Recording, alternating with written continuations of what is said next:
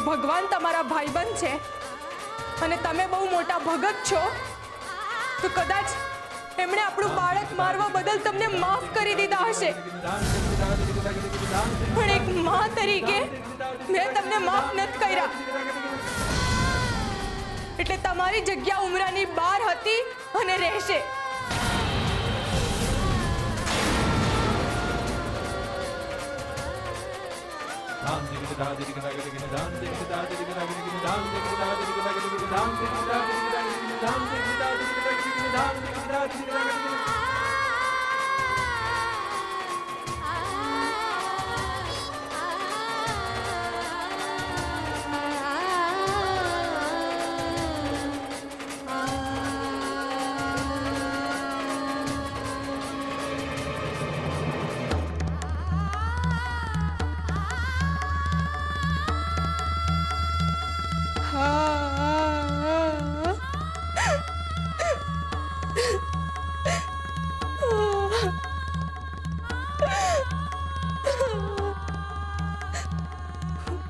ગોવિંદ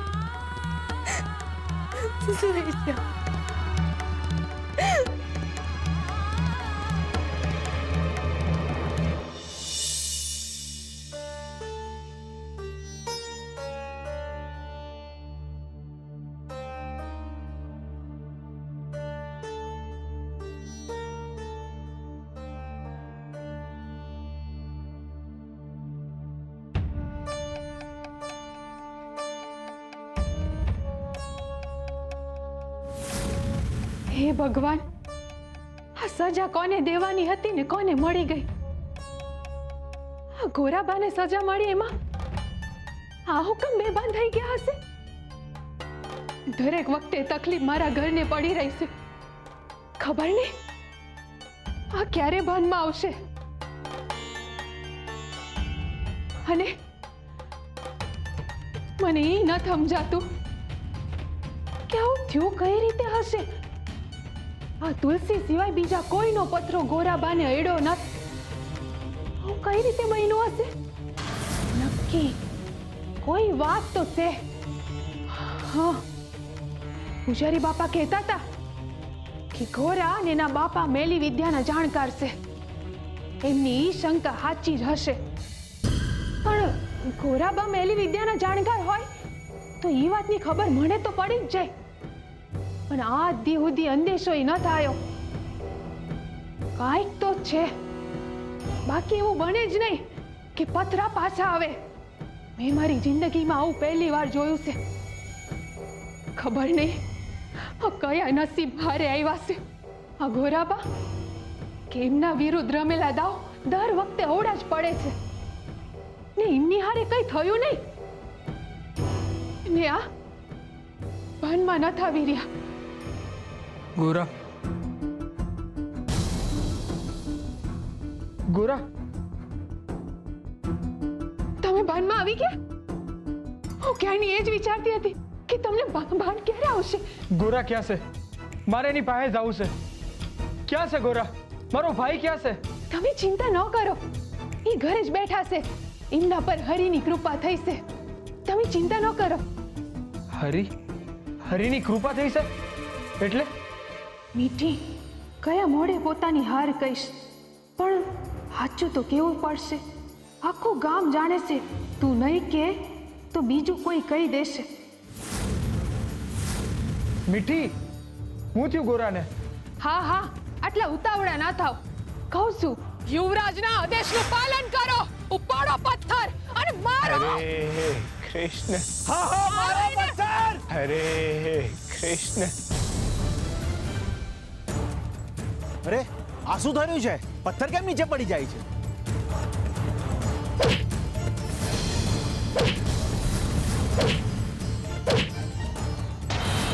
આ શું થઈ રહ્યું છે? પથ્થર કેમ પાછા આવી રહ્યા છે? અરે બાપરે, ભાગો! અરે ક્યાં ભાગો છો બધા? ઉભા રહ્યો. ખરેખર આવું જ થયું? મારો ગોરા આવી રીતના બચી ગયો? હા, હરી એની હારે જ છે. તમારો ખૂબ ખૂબ આભાર હરી. તમે મારા ગોરાને ઉગારી લીધો. તમે એની ભક્તિની લાજ રાખ્યો. જેવું મીઠી, જેની ઉપર હરિનો હાથ હોય ને એનું કોઈ કાંઈ ના બગાડી શકે. મારો ભાઈ ગોરા સજામાંથી એ પાર ઉતરી ગયો. આટલા બધા ખુશ થવાની જરૂર નથી. હજુ આજના દી પૂરતું જ બધું ઠર્યું છે. બાકી હું કાલે યુવરાજ જોડે જઈને એમને ફરીથી સમજાવીશ. પણ આ મૃત્યુદંડને આમ એડે તો નહીં જ જવા દઉં. આવતીકાલે તો ગોરા હાચે જ હરીના ધામમાં પોગી જાય. કાલની સવાર આ ગોરાના જીવનમાં અંધકાર લઈને આવશે. હા, સાંભળ્યું મેં કે ગોરા બચી ગયો. આ તો તમારું અપમાન છે યુવરાજ. અને તમે તો અમારા આવતીકાલના મહારાજ છો. તમે જે ગઈકાલે મૃત્યુદંડ આપ્યો ને, અમારા માટે તો તમે આજે જ મહારાજ છો.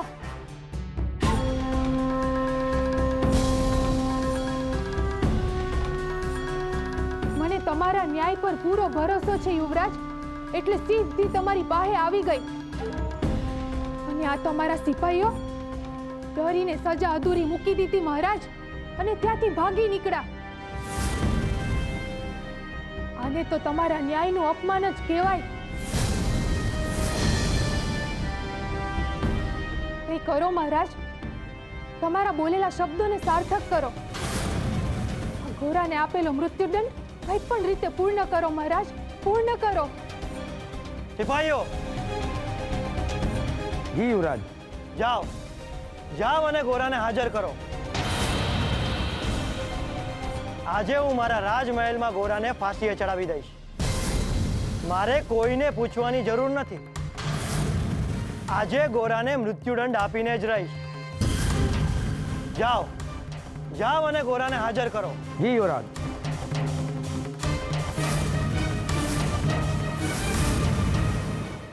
કાચી માટીની કાયા તું મારો ઘડનાર,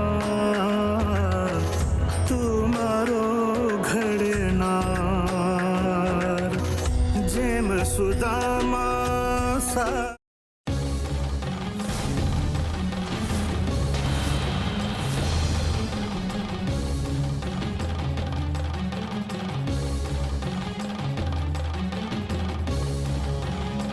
અરે આ તો હરિના ધામમાં પહોંચી ગયો.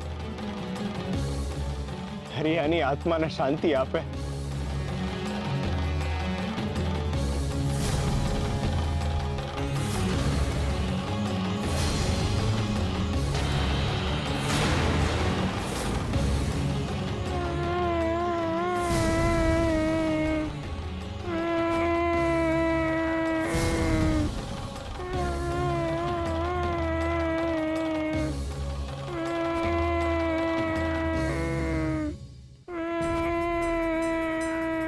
બચારા બાળકની શું હાલત થઈ.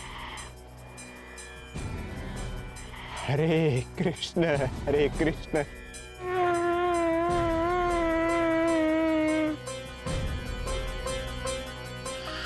હરે કૃષ્ણ, હરે કૃષ્ણ, હરે કૃષ્ણ, હરે કૃષ્ણ, હરે કૃષ્ણ, હરે કૃષ્ણ, હરે કૃષ્ણ, હરે કૃષ્ણ.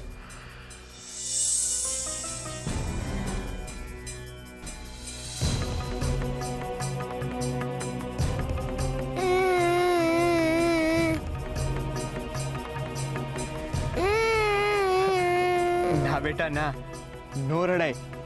છાનો રહી જા. હરી હંધુય હારું કરશે બેટા. હો ગોરા, મને લાગે છે હરિયાને નોંધારો કરી નાખ્યો છે. હા, આ ગાડાનો ચાલક કદાચ આ છોકરાનો બાપ જ હશે. આનો બાપ તો હરિપાએ વયો ગયો અને આ બચારો બાપ વગરનો થઈ ગયો. કોણ જાણે આ કયા ગામનો હશે. ના બેટા ના, એવું ન હોય. હો જ્યાં હરી હોય ને ત્યાં કોઈ નોંધારું ન હોય. હરી તો હવનો છે. બોલ બેટા, હરે કૃષ્ણ, હરે કૃષ્ણ.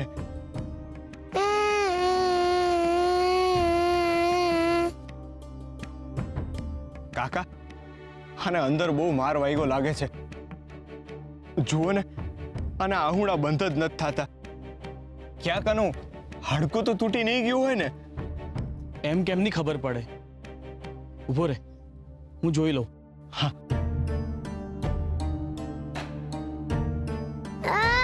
અરે આ હું કરો છો કાકા? એને દુખતું હશે. પણ હું એ જ તપાસ કરતો હતો કે એને કોણીએ વાગ્યું છે કે હું, પણ કાંઈ ગતાગમ નથી પડતી. મને લાગે છે કે માર વાગ્યો હોય ને તો જ આમ રડ કરે. આપણે એક કામ કરીએ, એને વૈદ પાસે લઈ જઈએ. એ ગોતી કાઢશે કે આને હું થયું છે. હા કાકા, હાલો અને વૈદ પાસે લઈ જાય. બેટા, આ ઢીંગલી મને આપી દે, નકર તને હાથમાં વધારે દુખશે.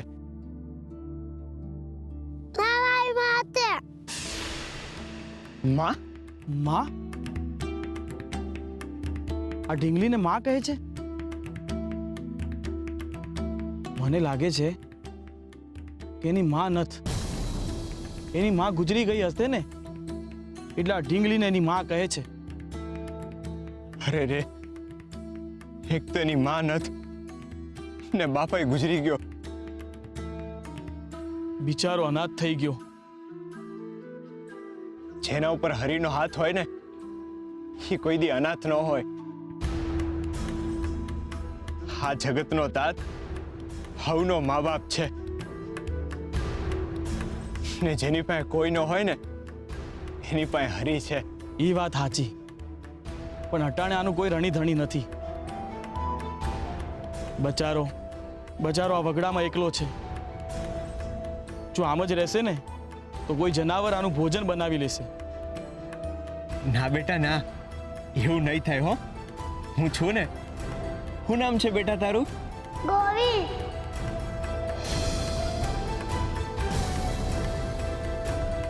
ગોવિંદ?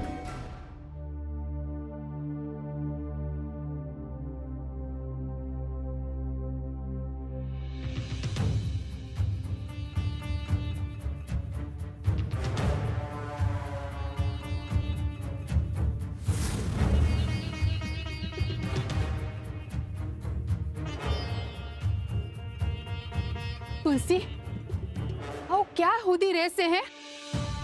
ગઈકાલે તને જે આઘાત મળ્યો એ હું સમજી શકું છું, પણ આ ગોરાબાએ એમની મેલી વિદ્યાના જોરે પોતાની જાતને બચાવી લીધી. છેવટે થયું તો ઈ જ ને જે એમને જોઈતું હતું. પણ તારી ને મારી લાગણીઓનું હું આ ગોવિંદના હત્યારાને સજા તો ન જ મળી ને.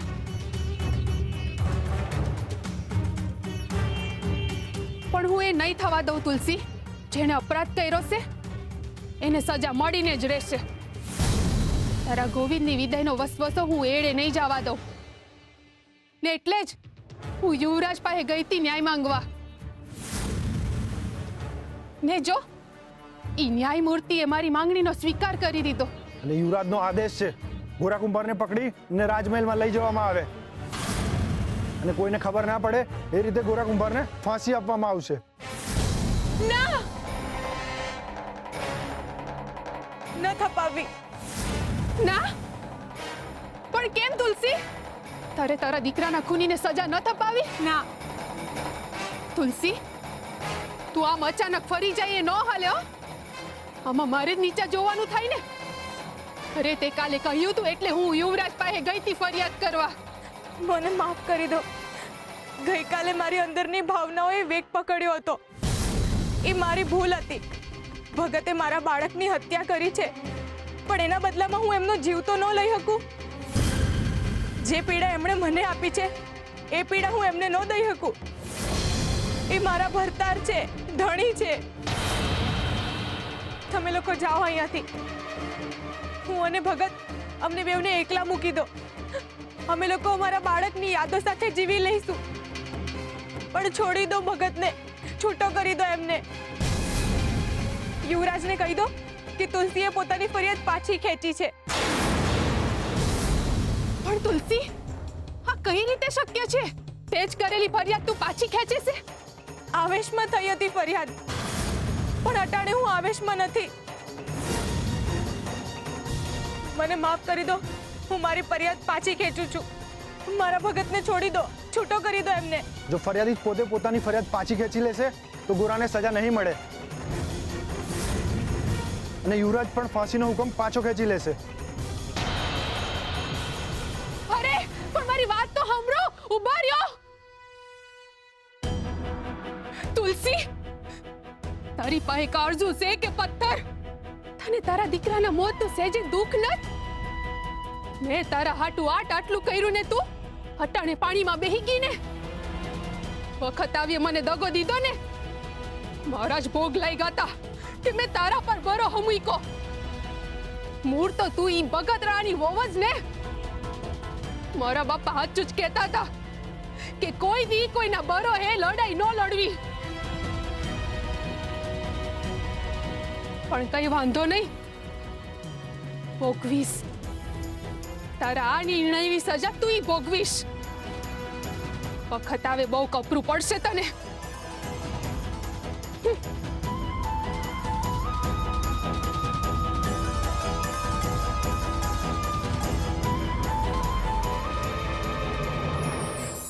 તકવાદી કહેવાય છે કે હોશિયાર વ્યક્તિ હંમેશા તકનો સદુપયોગ કરી જ લે છે, પરંતુ તકનો ઉપયોગ કરવો અને તકનો દુરુપયોગ કરવો આ બંનેમાં બહુ મોટો ફરક છે. અમુક કપટી પ્રકૃતિના માણસો તકનો ઉપયોગ હંમેશા પોતાનો અંગત સ્વાર્થ સાધવા અને બીજાને નુકસાન પહોંચાડવા માટે જ કરતા હોય છે, અને એટલે જ એવા લોકોને તકવાદી લોકો કહે છે. આવા તકવાદી લોકો તકને પોતાનો રસ્તો બનાવે છે અને એ જ રસ્તે ચાલીને બીજાને ખૂબ જ મોટું નુકસાન પહોંચાડે છે. તકવાદી લોકો જીવનમાં આવતી કોઈ પણ સારી કે ખોટી દરેક પરિસ્થિતિનો ઉપયોગ પોતાનું કામ કાઢવા માટે જ કરે છે. પરંતુ આવા લોકો એ નથી જાણતા કે એ જે રસ્તે બીજાને નુકસાન પહોંચાડી રહ્યા છે એ જ રસ્તે એમના કર્મો એમના સુધી પહોંચીને એમને એનાથી પણ મોટું નુકસાન પહોંચાડે છે. તકનો ઉપયોગ કરીને બીજાને તકલીફ આપનાર હંમેશા ઈશ્વરને તક આપે છે, પોતાને તકલીફ આપવા માટે નહીં.